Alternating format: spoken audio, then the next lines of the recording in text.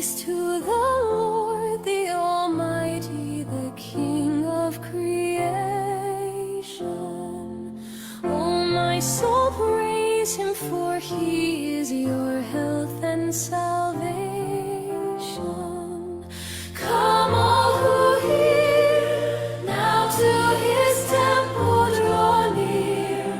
Join me in glad adoration.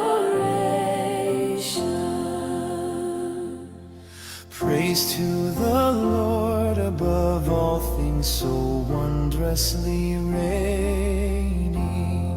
Sheltering you under His wings and so gently sustaining. Have you not seen all that is needful has been sent by His gracious ordaining?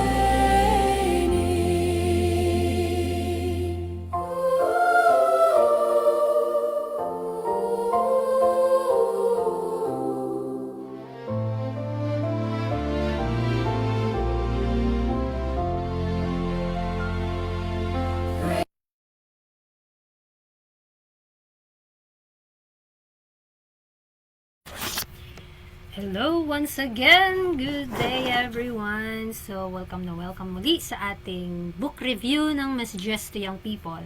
At makakasama niyo po ako ulit sa ilang oras sa ating pag-aaral ng Messages to Young People. Ayan, so may I share my screen again, mga kapatid, and welcome na muli sa ating pag-aaral. So,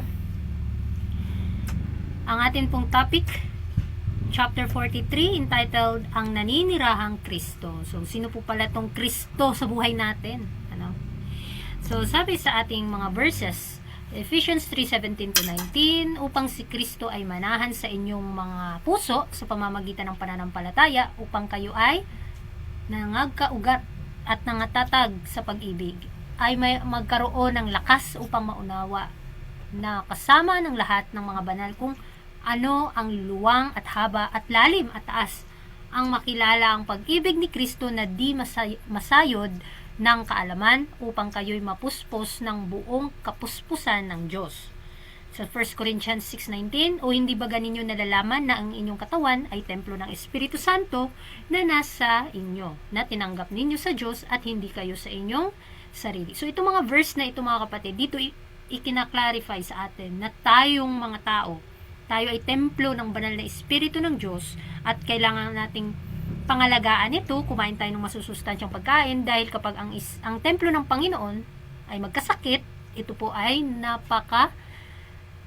isang bagay na kasalanan. Kaya wag po nating pahintulutan na dumapo ang mga karamdaman sa ating physical na pangangatawan. At upang manahan nga si Kristo sa atin, kailangan tayong magkaroon ng pananampalataya sa ating mga puso upang tayo ay nakaugat at nangatatag sa kanyang pag-ibig. So, sinasabi dito, mga kapatid, ayan, so, sinasabi dyan na, okay, kung tayo ay nakaugnay, ano, wait lang nga,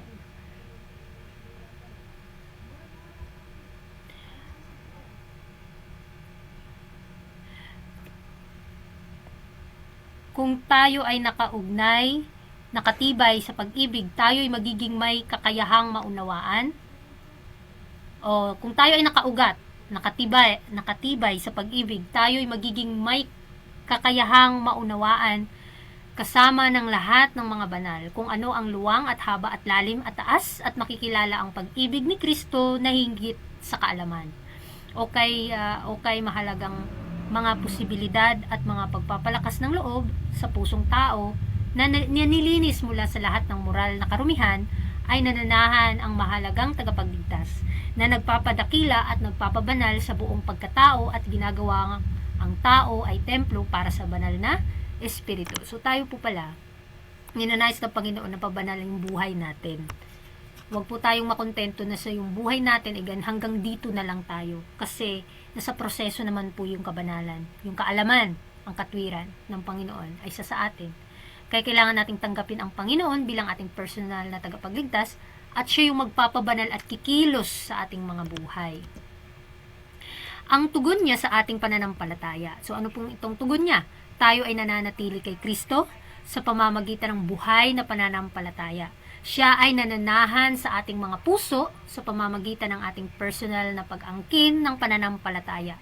Taglay natin ang pakikisama ng banal na presensya at habang ating nadarama ang presensyang ito, ang ating mga pag-iisip ay nadadala sa pagkabihag kay Hesukristo.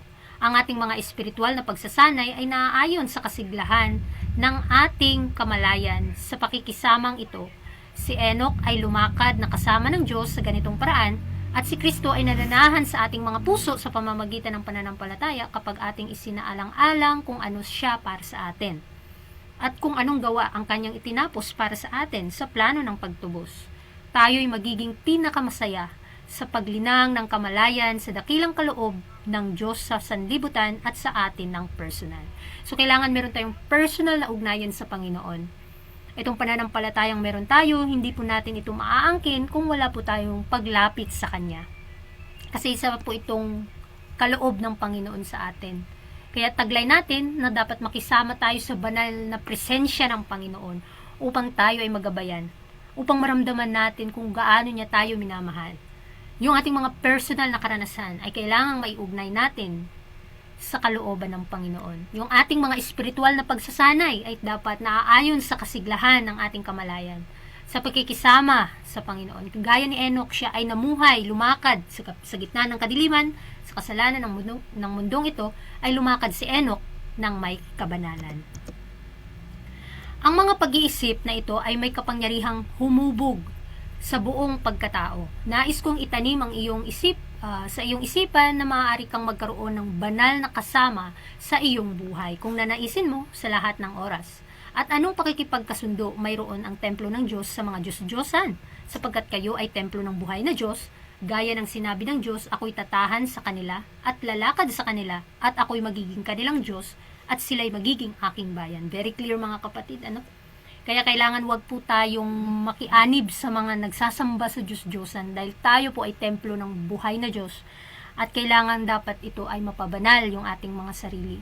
Kaya kailangan mag-isip tayo sa mga dalisay na bagay na ito po yung makapangyarihang humuhubog sa ating pagkatao. Tayo po ay, we are trying to serve faithfully. We are trying to be like Christ, mga kapatid. We are striving to reach heavenly. Kaya kailangang istanim natin sa ating isipan na maaari tayong magkaroon ng banal na kasama sa ating buhay, araw-araw, oras-oras. At sinasabi pa dito na hinuhubog ng kanyang pag-ibig. So, ang pag-ibig po pala ng Panginoon ang humuhubog sa ating pagkatao. Habang ang isipan ay nananatili kay Kristo, ang pagkatao ay nahuhubog ayon sa banal na wangis. Ang mga pag-iisip ay nababalot ng kamalayan sa kanyang kabutihan, sa kanyang pag-ibig, pinagmumuni-muni natin ang kanyang pagkatao, at sa gayon siya ay nasa lahat ng ating mga pag-iisip. Ang kanyang pag-ibig ay pumapalibot sa atin kung tititig man tayo kahit sandali sa araw ng kanyang pinakamataas na liwanag. Kapag inalis natin ang ating mga mata, ang larawan ng araw ay lilitaw sa lahat ng ating tinitingnan. So ito po yung pansinin natin, na the more tayong tumitingin sa ating Panginoon, the more nauhubog yung ating karakter at the more tayong nababago. Kaya ang pag-iisip ay nababalot ng kamalayan sa kanyang kabutihan, sa kanyang pag-ibig. At patuloy natin itong ginagawa, patuloy tayong napapabanal ng kanyang mga salita. Kaya wag po tayong magsawa na pag-aralan ito para ma-recall sa atin ano pa yung mga dapat nating gagawin. Kailangan maiugnay yung buhay natin sa kaulooban ng Panginoon. Ano? May mga kahinaan man tayo, pero mapapanagumpayan din natin ito. Ayan, sinasabi pa dito, gayon din kapag ating minamasdan si Jesus, lahat ng ating nakikita ay nagbabalik sa kanyang larawan. Ang araw ng katwiran, wala tayong makikita o maipapahayag kundi siya. Ang kanyang larawan ay nakatatak sa mata ng kaluluwa at naaapektuhan ang bawat bahagi ng ating pang-araw-araw na buhay. So, sabi pa dyan, naapektuhan ang bawat bahagi ng ating pang-araw-araw na buhay. Pinapalambot at pinapahinahon ng ang buong pagkatao. Sa pamamagitan ng pagmamasid, tayo ay nahuhubog sa banal na wangis, maging sa pagkakahawig ni Kristo. Sa lahat ng ating nakakasama ay ating naipapakita ang maliwanag at masayang sinag ng kanyang katwiran. Tayo ay nabago sa pagkatao sapagkat ang puso, kaluluwa at isipan ay naliwanagan ng kanyang pag-ibig. Siya na humiibig sa atin at nagbigay ng kanyang sarili para sa atin. Dito muling nararanasan ng isang personal buhay na impluensya na nananahan sa ating mga puso sa pamamagitan ng pananampalataya. So wag po nating pahintulutan na nakawin ng kaaway ang ating kaligtasan. Sino yung Kristo na kumikilos sa ating buhay, na nagpapabanal sa ating pagkatao?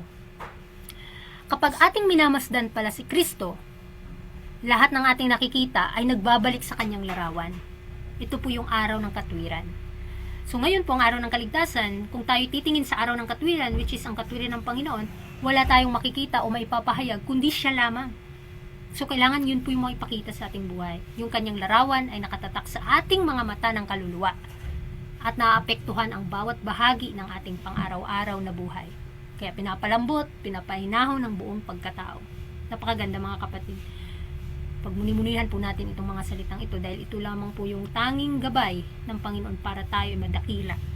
Kasi nga dito muling nararanasan ang isang personal na pagkikipag-ugnayan sa Kanya, buhay na impluwensya na nanahan sa ating mga puso sa pamamagitan ng pananampalataya. So ito po yung lagi nating ihingi sa Panginoon na magkaroon tayo ng pananampalataya araw-araw. Kaya si Jesucristo ang lahat sa atin. Ang una, ang huli, ang pinakamabuti sa lahat ng bagay. Si Jesucristo, ang kanyang espiritu, ang kanyang pagkatao ay nagbibigay kulay sa lahat. Siya ang hibla at himaymay. Ang mismong anyo ng ating buong pagkatao. Ang mga salita ni Kristo ay espiritu at buhay. Kaya't hindi na natin maitututok ang ating mga pag-iisip sa sarili. Hindi na tayo ang nabubuhay, kundi si Kristo na nabubuhay sa atin at siya ang pag-asa ng kaluwalhatian. Ang sarili ay patay na, ngunit si Kristo ay isang buhay na tagapagligtas. Patuloy na tumitingin kay Jesus ating naipapakita ang kanyang larawan sa lahat ng nasa paligid natin. Hindi na natin pinagtutuunan ang ating mga kabiguan, ni pinag-uusapan pa ang mga ito, sapagkat isang mas kaaya-ayang larawan ang umaakit sa ating paningin. Ang mahalagang pag-ibig ni Jesus, siya ay nananahan sa atin sa pamamagitan ng salita ng katotohanan. So anuman yung pinagdadaanan natin, na mga pagkukulang natin, hindi na natin yun dapat tingnan. Kundi ang Panginoon na siya yung una, ang huli, ang pinakamabuti sa lahat ng bagay. Siya lang nawa ang ating laging nakikita, saan man tayo titingin o saan na anggulo tayo titingin. Kailangan siya yung makita sa buhay natin. Siya ang hibla at himaymay, ang mismong anyo ng ating buong pagkatao. At yun yung nasa isip natin. Kapag yun yung laging nasa isip natin, mababago tayo at magkakaroon tayo ng ugali na gaya niya at tayo ay mapapabanal nga ng kanyang mga salita. Napakaganda mga kapatid na paulit-ulit natin itong pag-aralan kasi dito lamang po tayo mababago, dito lamang tayo tunay na magkakaroon ng buhay na walang hanggan. Ngayon, nakasama natin siya, kailangan meron tayong buhay na karanasan kung paano ma-develop yung character ng Panginoon sa atin. For our conclusion, ang perlas na napakahalaga. So, inahalin tulad natin na ang ating Panginoong Hesus ay gaya ng perlas na napakahalaga po ito sa ating buhay. Dapat nating ibigay ang ating sarili kay Kristo upang mamuhay ng buhay na may kusang loob na pagsunod sa lahat ng kanyang mga hinihingi. So dito natin makikita na ang pagsunod sa Panginoon ay hindi sa pilitan, kundi kusang loob, mga kapatid. Ayaw ng Panginoon na susunod ka kasi natatakot ka, kundi susunod ka dahil minamahal mo yung tagapagligtas mo. Ang lahat ng ating pagkatao, lahat ng talento at kakayahan na taglay natin ay sa Panginoon upang italaga sa kanyang paglilingkod. Kapag lubos nating ibinigay ang ating sarili sa Kanya, si Kristo kasama ang lahat ng kayamanan ng langit ay ibinibigay ang kanyang sarili sa atin. Natatamo natin ang perlas na napakahalaga. Napakagandang mga kapatid itong pag-aaral natin ngayon. Na ano man yung ginagawa natin ngayon, sa ating buhay, ano man yung makakaya natin gawin, gawin po natin para sa Panginoon. Kaya nga, sabi kanina sa ating pag-aaral na kailangan na nasa kay Kristo yung paningin natin para ano man yung nais natin gawin, ginagawa natin ito para sa Kanya, para sa kaluwalhatian niya, upang tayo po ay magkaroon ng kusang loob na pagsunod sa lahat ng Kanyang hinihingi.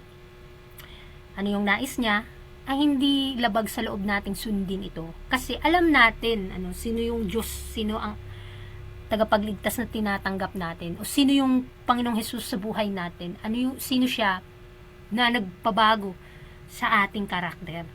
Kaya mga kapatid, nawa marami po tayong natutunan sa ating pag-aaral ngayon ng chapter 43 ng Messages to Young People. Alam mo mga kapatid, napakaganda talaga kasi ito pong buhay ni Kristo, kapag ito po talaga ay naranasan natin personally sa buhay natin, marami tayong masasabi na pasasalamat, pagpupuri sa Kanya lang.